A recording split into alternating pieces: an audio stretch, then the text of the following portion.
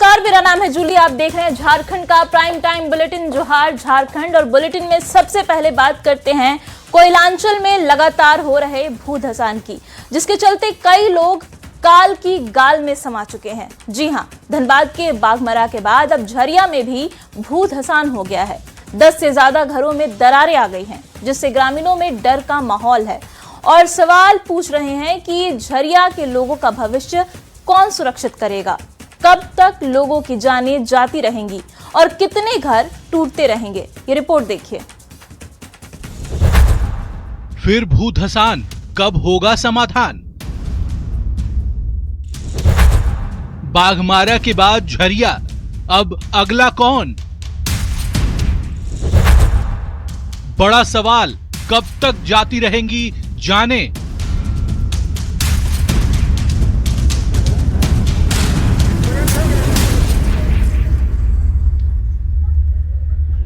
दरार वाले मकान, लोगों की भारी भीड़, स्थानीय लोगों की आवाज।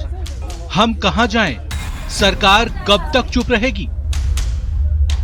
धीरे धीरे पहले सुबह में क्रैक हुआ और धीरे धीरे क्रैक बढ़ते चले गए।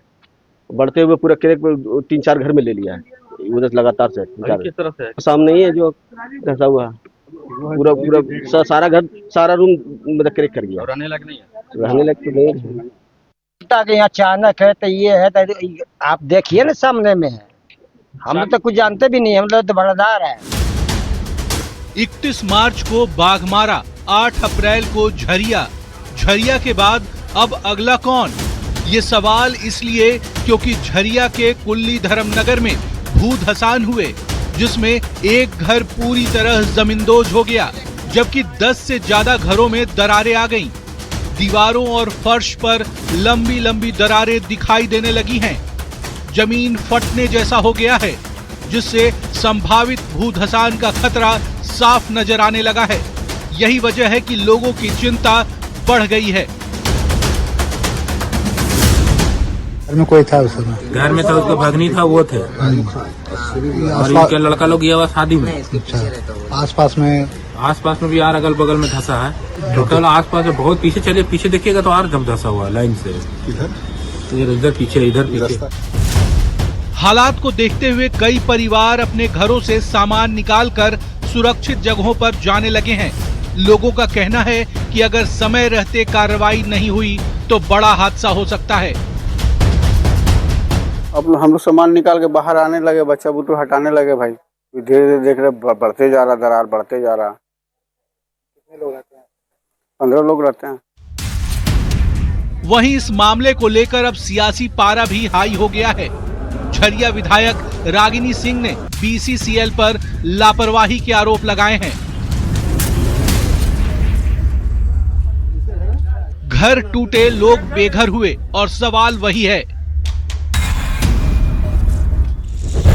कि आखिर कब तक झरिया के लोग इस खौफ में जीते रहेंगे? क्या लोगों की जिंदगी कोयला खदानों की आग में झोंक दी गई है? अवैध खनन और भूमिगत आग को रोकने में प्रशासन नाकाम है? क्या प्रशासन प्रभावित परिवारों को सुरक्षित और स्थायी घर दे पाएगा? अवैध खनन और भूमिगत आग पर कब लगेगी लगाम? न्यूज़ 18 के लिए धनबाद से संजय गुप्ता की रिपोर्ट। और देखिए, धनबाद से बड़ी खबर आ रही है। मैथन में मधुमक्खियों का कहर देखने को मिला है।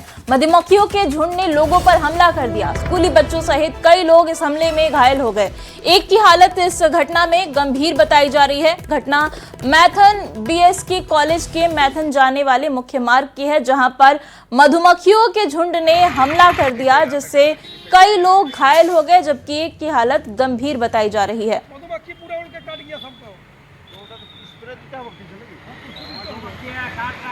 आज सुबह लगभग 7:30 पौने 8 बजे जब हम बीएसके कॉलेज से मैथन की ओर आ रहे थे, तब देख रहे हैं रोड में बच्चे, बुजुर्ग, जनता पड़े हुए हैं। तब मालूम चला कि यहाँ का मधुमक्खी का छत्ता से मधुमक्खी उड़ के सभी को किस जगह की घटना है? घटना है मेंटेनेंस, जो डीबीसी के मेंटेनेंस है, वो फल दुकान लगती है, उसी जगह का है। बहुत से स्कूली बच्चे को मधुमक्खी ने काटा है, बहुत से लोगों को भी काटा है। और देखिए, बोकारो के बाद अब हजारीबाग में भी ट्रेजरी से अवैध रूप से पैसे निकासी का मामला सामने आया है, जिससे प्रशासन में हड़कंप मच गया है। पुलिस अधीक्षक अंजनी अंजन ने बताया कि 2 संदिग्ध बैंक खातों की पहचान की गई है, जिनकी गहन जांच की जा रही है। उपायुक्त और एसपी के नेतृत्व में एक संयुक्त टीम गठित की गई है और पूरे मामले की तहकीकात शुरू कर दी गई है। प्रारंभिक जांच में इन खातों के जरिए बड़े लेन देन की बात सामने आई है। फिलहाल कुछ लोगों से पूछताछ की जा रही है। देखिए, संवाददाता सुशांत सोनी इस पर क्या रिपोर्ट दे रहे हैं। झारखंड के बोकारो जिले के बाद अब हजारीबाग में भी एक बड़ा घोटाला सामने आ रहा है। बता दें कि बोकारो जिले में जिस तरीके से एक ट्रेजरी घोटाले मामले में एक बड़े अमाउंट का खुलासा हुआ है, वहीं दूसरी तरफ हजारीबाग की अगर हम बात कर ले तो सूत्रों के अनुसार जो जानकारी प्राप्त हो रही है कि करोड़ों रुपए का घोटाला का मामला जो है वो सामने आ रहा है। हालांकि इस संदर्भ में जब हजारीबाग के पुलिस अधीक्षक अंजनी अंजन से बात की गई तो उन्होंने बताया है कि इस मामले में जो है 2 संदिग्ध अकाउंट यानी अकाउंट जो बैंक अकाउंट है वो पाए गए हैं, उसकी जो है वो छानबीन की जा रही है। दूसरी तरफ अगर बात कर ले तो इस मामले में जो है कुछ लोगों को हिरासत में लेकर पूछताछ जो है वो किया जा रहा है। फिलहाल की अगर बात कर ले तो इसको लेकर जो है हजारीबाग एसपी और हजारीबाग डीसी दोनों स्तर से जो है विशेष कमेटी बनाई गई है और उस पूरे मामले का जो है छानबीन किया जा रहा है। एसपी ने कहा है कि जल्द ही जो है पूरे मामले का जो है पर्दाफाश कर लिया जाएगा। सुशांत सोनी, न्यूज 18 हजारीबाग। झारखंड में भ्रष्टाचार को लेकर सियासी पारा हाई हो गया है। एक तरफ जहां बीजेपी हेमंत सरकार पर हमलावर है और राज्य सरकार को कट कमीशन वाली सरकार करार दे रही है, जिस पर कांग्रेस ने पलटवार किया है। यह जो सीसी सरकार है कट कमीशन वाली सरकार, यह कट कमीशन की जो सरकार है, यह कहीं पंचायत के पैसों में भी कट कमीशन नहीं सोच रही हो। कौन है भानु प्रताप शाही? वही भानु प्रताप शाही ना, जिनको जनता ने नकार दिया है, जो खुद दवाई घोटाले के अभियुक्त हैं, जो ईडी के मेहरबानी पे जेल से बाहर हैं। और ईडी की मेहरबानी इसलिए है कि वो भारतीय जनता पार्टी में है। जो व्यक्ति खुद आकंठ तक भ्रष्टाचार में डूबा हो, वो व्यक्ति कट्टमनी की बात करता हो, तो ऐसा नहीं लगता कि 900 चूहे खा के बिल्ली चली सैर करने।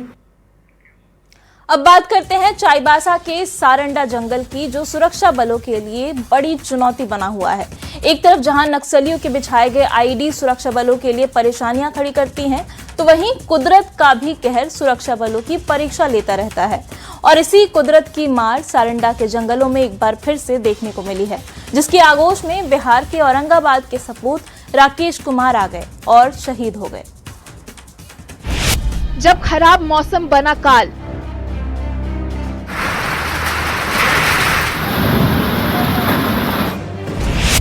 आंधी तूफान में पेड़ गिरा, चपेट में आया जवान।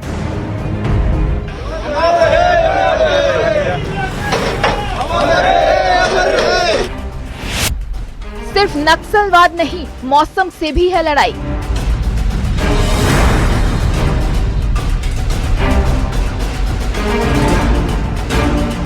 झारखंड में नक्सलियों का आखिरी तिलिम सब उजड़ने के कगार पर है। सुरक्षा बल के जवान भी अपना पूरा जोर लगाए हुए हैं ताकि नक्सलियों के खिलाफ बनी मजबूत पकड़ ढीली न पड़ जाए। इसके लिए सुरक्षा बल को हर पल अपनी जान की बाजी लगानी पड़ती है, क्योंकि यहाँ घने जंगलों में न सिर्फ नक्सली बल्कि कुदरत भी अपना क्रूर चेहरा समय समय पर दिखाती रहती है, जिसकी बानगी एक बार फिर देखने को मिली है, जिसमें कोबरा 210 बटालियन के जवान राकेश कुमार शहीद हो गए।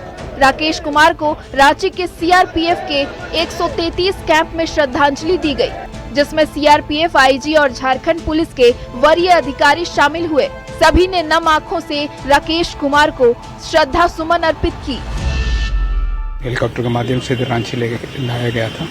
बताया गया था कि वो जो ब्रॉड डेड घोषणा कर दिया गया है। तो ये राकेश कुमार है, ये रहने वाला है औरंगाबाद में। जानकारी के मुताबिक राकेश कुमार ड्यूटी के बाद अपने कैंप में पहुंचे थे, लेकिन तेज आंधी और बारिश के कारण पेड़ का एक बड़ा टुकड़ा राकेश कुमार के ऊपर गिर गया, जिसके कारण उनके सिर में चोट लगी, गंभीर हालत में एयरलिफ्ट कर रांची लाया गया, लेकिन यहां पहुंचने तक उनकी मौत हो गई थी।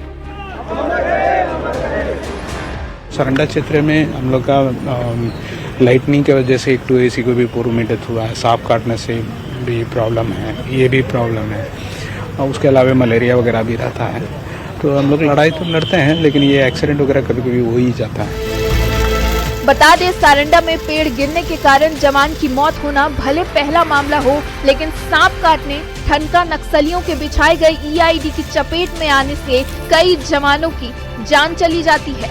न्यूज़ 18 के लिए रांची से ओम प्रकाश की रिपोर्ट। और देखिए, बड़ी खबर हजारीबाग से है, जहां चानो क्षेत्र में उत्पाद विभाग ने 1800 पेटी बियर नष्ट की है। ये बियर 6 महीने से गोदाम में पड़ी हुई थी और एक्सपायर हो चुकी थी। इसकी अनुमानित कीमत लगभग 50 लाख रुपए बताई जा रही है। विभाग ने कार्रवाई में रोलर और बुलडोजर का इस्तेमाल किया और इसे वरीय अधिकारियों की मौजूदगी में पूरी पारदर्शिता के साथ पूरा किया गया।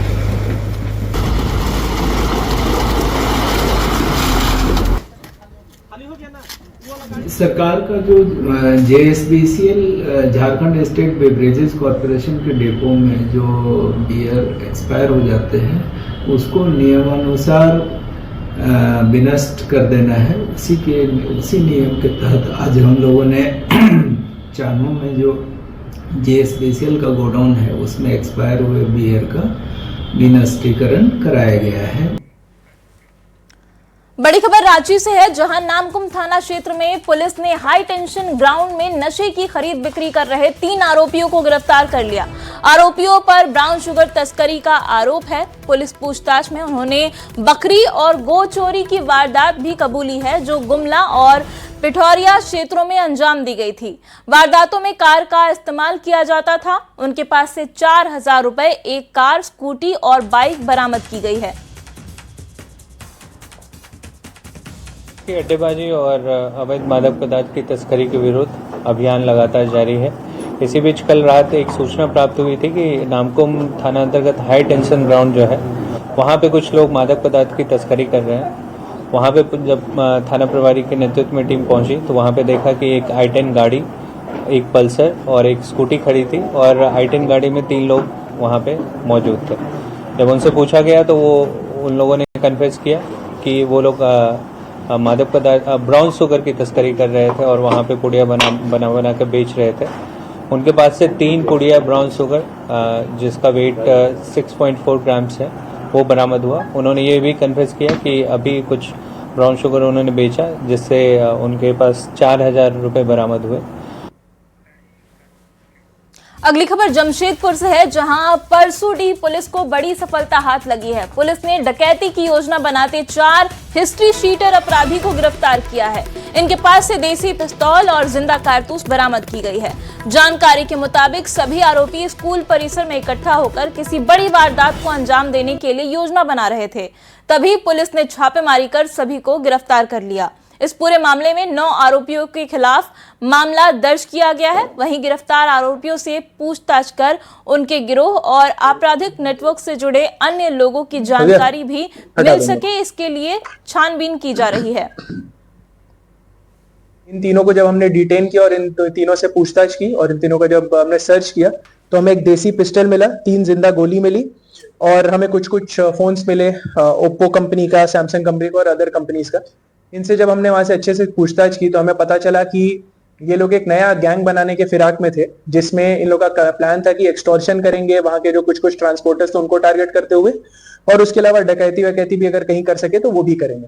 तो इनसे जब पूछताछ की तो एक चौथे युवक का नाम आया जो इनके मास्टरमाइंड थे, शिव नारायण रजक उर्फ चीदू।